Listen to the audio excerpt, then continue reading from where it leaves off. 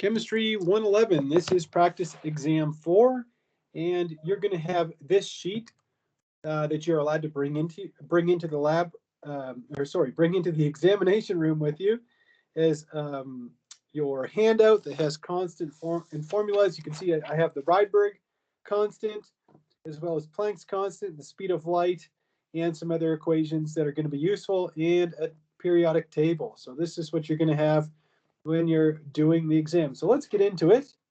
Practice exam number 4. And let's start with the first question. So it says here, which of the following wavelengths of electromagnetic radiation has the highest energy? Well, you could remember the equation that energy is equal to hc over lambda, and that's an equation that we derived several times from the equation E is equal to h times nu, and we know that nu is equal to, c over lambda, and we looked at that. So basically we're just plugging this into here to get this equation. And what do we see? We see that energy is inversely proportional to wavelength. So that means if we're looking for the highest energy, so highest energy, we're looking for the shortest wavelength. And so which one of these has the shortest wavelength? Well, it's the one that's times 10 to the negative 9 meters. 3.50 times 10 to the negative 9 meters. It might be a knee-jerk reaction to say, well, it's one of these ones that are nanometers, but remember, this is 225 times 10 to the minus 9 meters, and this is 450 times 10 to the minus 9 meters, and so A is a smaller number. Question number 2, using this figure, characterize electromagnetic radiation with an energy of 10 to the negative 16, or 6.6 times 10 to the negative 16 joules per photon. Well, we have the amount of energy for one photon in joules, so that means that our energy is equal to 6.6 times 10 to the negative 16 joules for every photon. We can rearrange the formula E is equal to hc over lambda and solve that for lambda.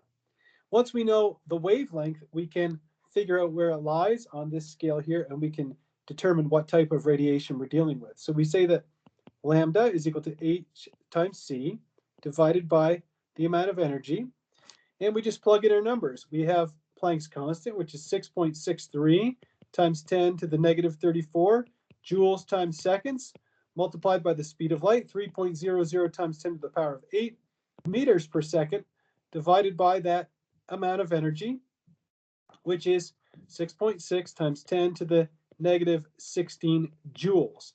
Now, again, you need to understand that the amount of energy that's given off by a certain wavelength of electromagnetic radiation is the amount of energy for every photon. So you see that the units of joules cancel out, seconds cancel out, and I'm left over with meters. You could say meters per photon, but it's just the wavelength in meters. So when I solve that for the wavelength, I get 3.0 times 10 to the negative 10 meters. Now you see that wavelengths here are in nanometers. If I want to convert that into nanometers, I know that in every 1 nanometer, I have 1 times 10 to the negative 9 meters. We see that meters cancel, and I'm left over with nanometers. And when I punch that in my calculator, I get 0.30 nanometers, or 3.0 times 10 to the negative 1 nanometers. Nanometers, there we go.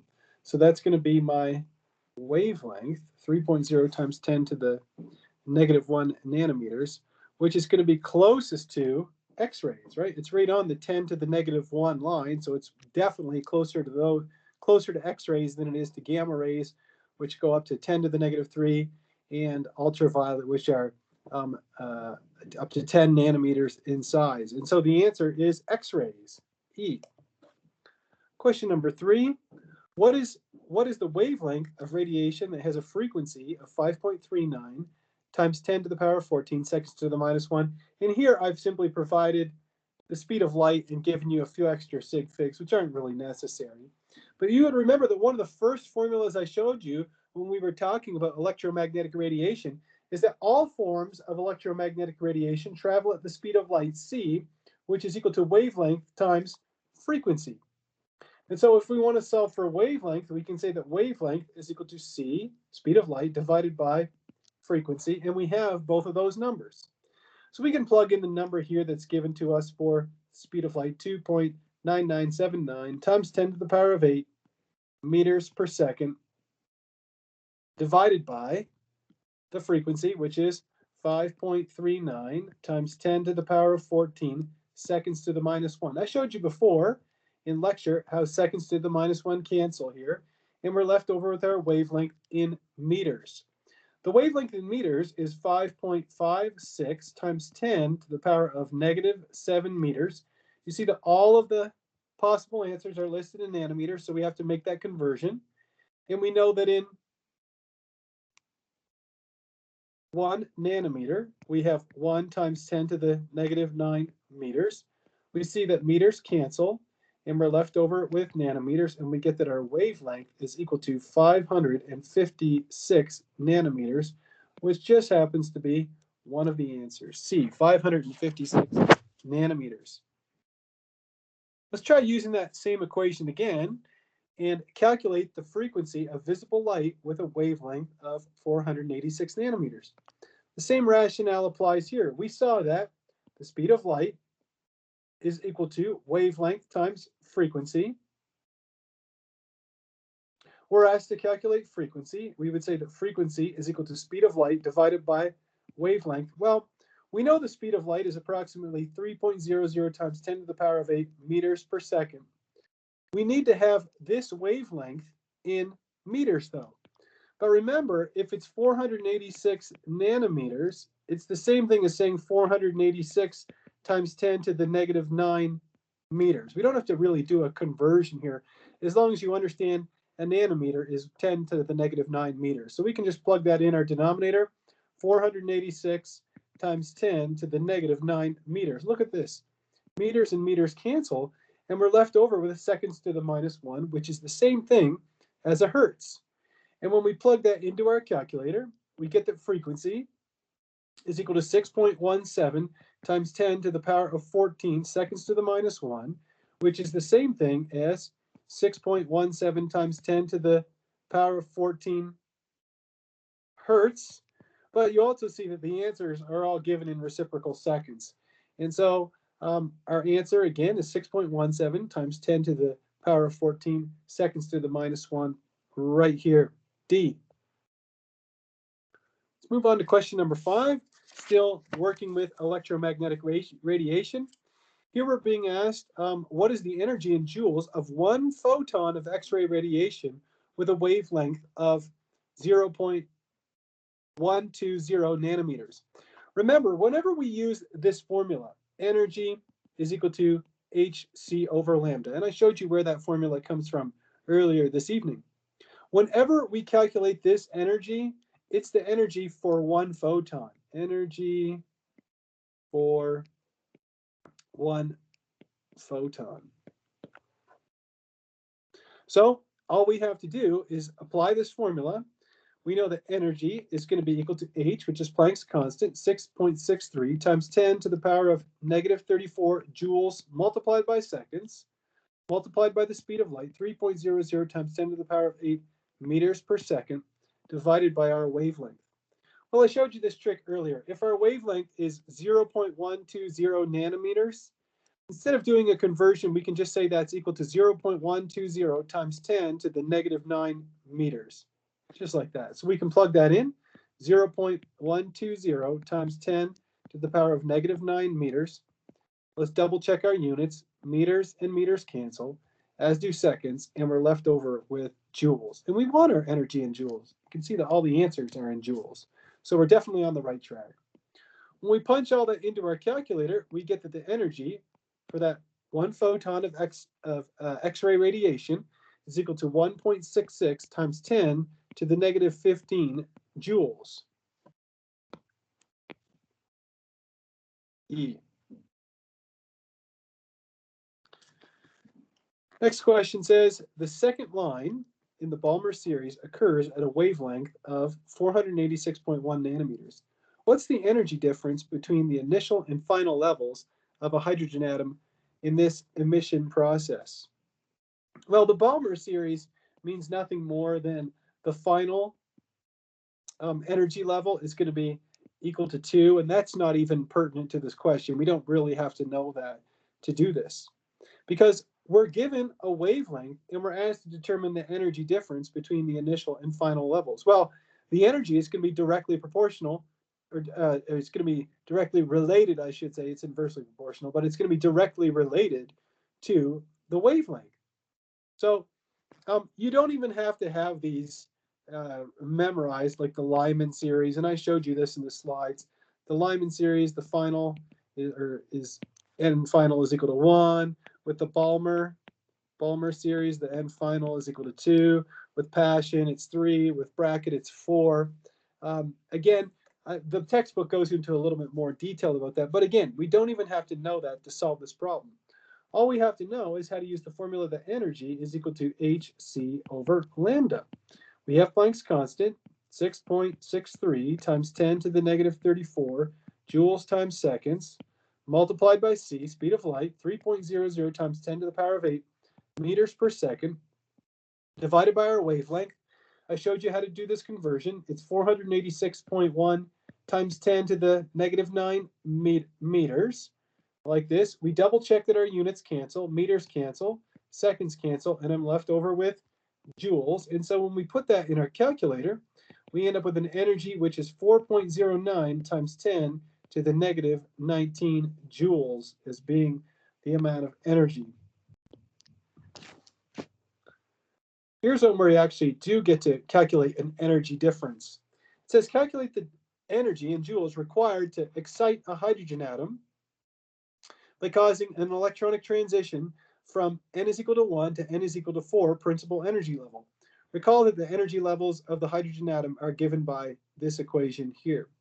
Well, what we're doing is we're exciting that hydrogen atom from n is equal to 1, and we're causing the electron to be excited to the n is equal to 4 level.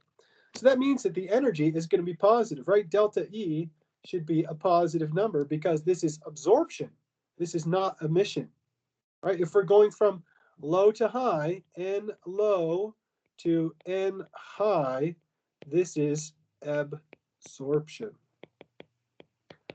Now, if you go back to the handout at the very beginning of the exam, and I'm not going to scroll back there, but if you do, you'll see that there's a formula, which is the difference in energy is equal to the Rydberg constant multiplied by 1 over n initial squared, subtract 1 over n final squared.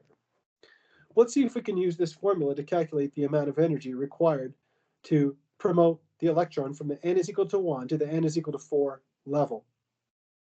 We've got our Rydberg constant, which is negative 2.18 times 10 to the negative 18 joules, multiplied by 1 over the initial level, subtract 1 over the initial level squared, I should say, subtract 1 over the final level squared. So it's 1 subtract 1 over 16. So it's going to be a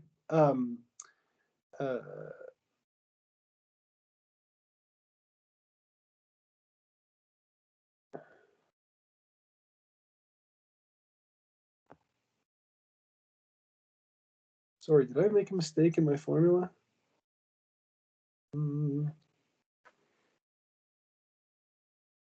I'm not sure why I put a negative in there. Sorry, my mistake. Anyhow, there we go. Did I have a mistake in here? No? Okay, just checking. I don't know if I was falling asleep there or what. But anyhow, I put a negative sign there for something. I don't know why I did that, but anyhow. Let's move on, because you can see that if you take 1, subtract 1 over 16, you're going to end up with a positive number. And I just was thinking about that, and I said, why do I have a negative here? Because that would give me a negative number. So sorry about that, just a small mistake. Anyhow, I caught it in the nick of time.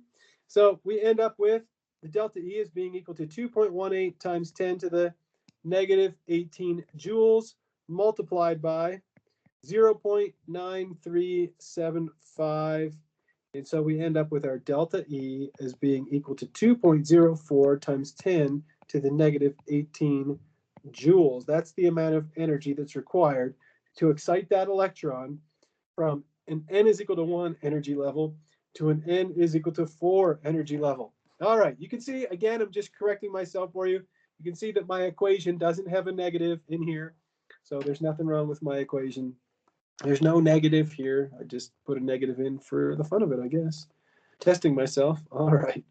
Number 8, let's take a look here. It says, calculate the frequency of light emitted by a hydrogen atom during a transition from the n is equal to 4 to n is equal to 1 principal energy level. Whoever wrote this exam is really obsessed with n is equal to 1 to n is equal to 4 transitions, whether it's absorption or emission. Anyhow, so we have, this is an emission.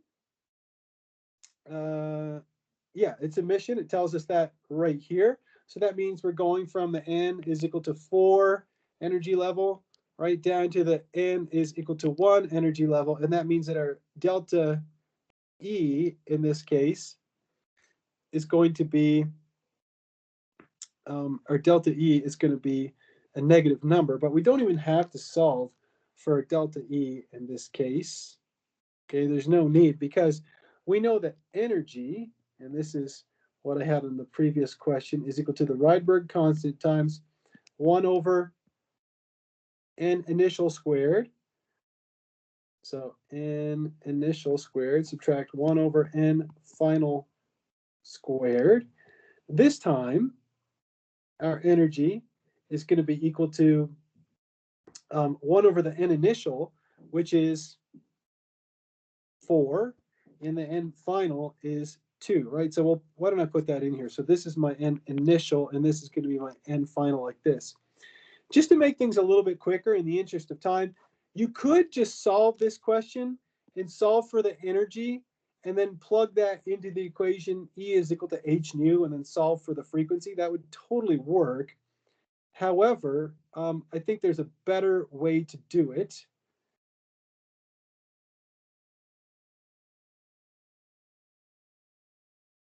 And that is to do this. So if we say that E is equal to h nu, then we can say that h nu is equal to RH multiplied by 1 over n initial squared, subtract 1 over n final squared, like that. And then we can just solve for the frequency. So frequency is equal to RH times 1 over n initial squared minus 1 over n final squared, like that.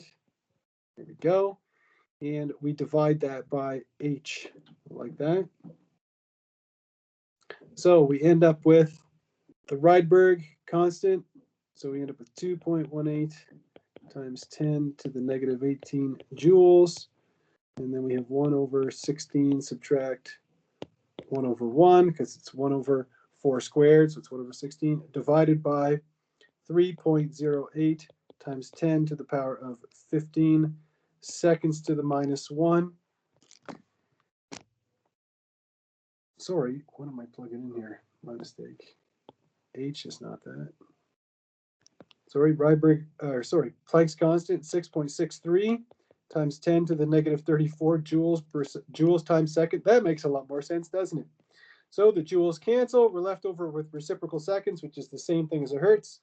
There we go. And we end up with our frequency as being 3.08 times 10 to the power of 15 seconds to the minus 1. So that better be one of the answers. Yes, it's answer C. There we go. All right, let's move on from there. Question number 9 says, if a hydrogen atom and a helium atom have the same kinetic energy, we got a lot of answers here. It says the wavelength of the hydrogen atom will be 2 times longer than the wavelength of the helium. The wavelength of the hydrogen atom will be roughly equal to the wavelength of the helium. The wavelength of the helium will be 2 times longer than the wavelength of the hydrogen. And the wavelength of the hydrogen will be about 4 times longer than that. The wavelength of the helium will be about 4 times longer than that of the hydrogen. So we have to find out the relationship between the wavelengths of the hydrogen atom and the helium atom. Sorry. So